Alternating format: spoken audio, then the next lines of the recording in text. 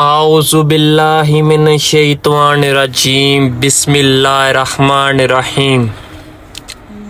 تمام اہل اسلام کو دل سے خوش آمدید۔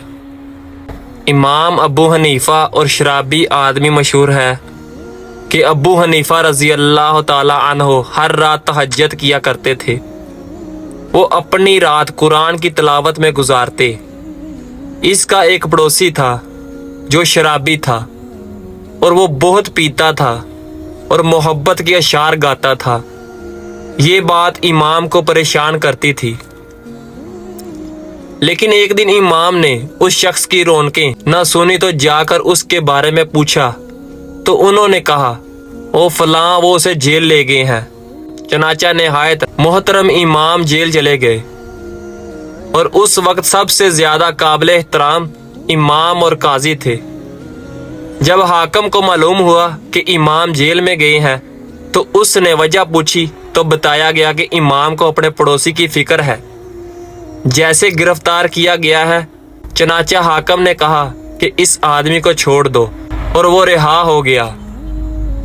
اس کے بعد پڑوسی نے ابو حنیفہ سے پوچھا کہ آپ نے ایسا کیوں کیا؟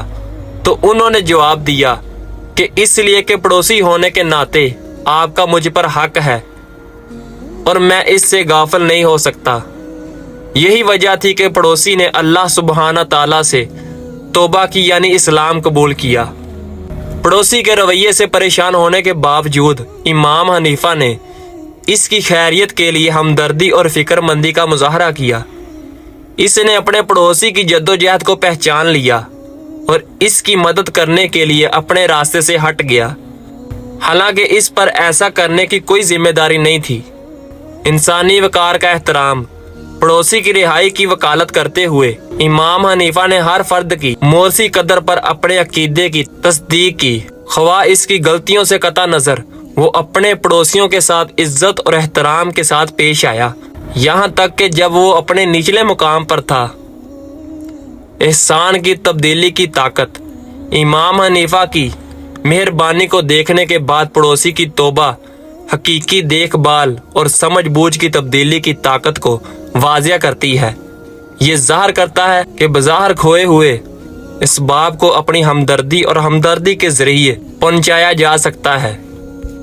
ہمسائیگی کی ذمہ داریوں کو پورا کرنا، امام حنیفہ کے اعمال اپنے ارد گرد کے لوگوں کے لیے اپنی ذمہ داریوں کو پورا کرنے کی اہمیت کو اجاگر کرتا ہے۔ اس نے اپنے پڑوسیوں کی جدوجہد کو ذاتی تکلیف کے طور پر نہیں دیکھا، بلکہ ایک ساتھی انسان کی حیثیت سے اپنے فرض نبھانے کے موقع کے طور پر دیکھا۔ ایک قابل احترام رہنما کے طور پر امام حنیفہ کے اقدامات نے دوسروں کے لیے ایک طاقتور مثال قائم کی۔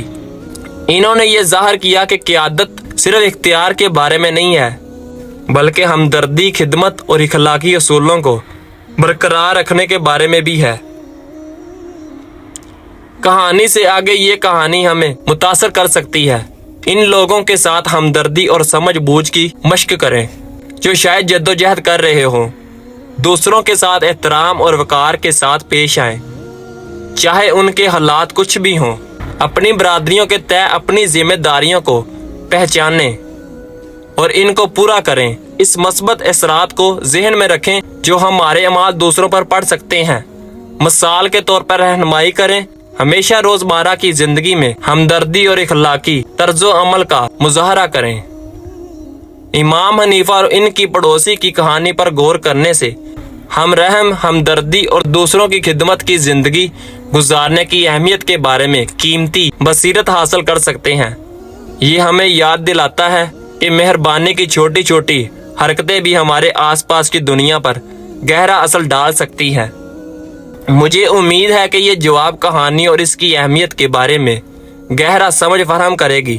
کیا آپ کے آس پاس اس کے بارے میں مزید خیالات یا سوالات ہیں تو پلیز کمنٹ میں مجھے لازمی بتائیں۔ اللہ پاک آپ کو سمجھنے کی اور عمل کرنے کی توفیق دے۔ آمین ثم آمین۔ جزاک اللہ۔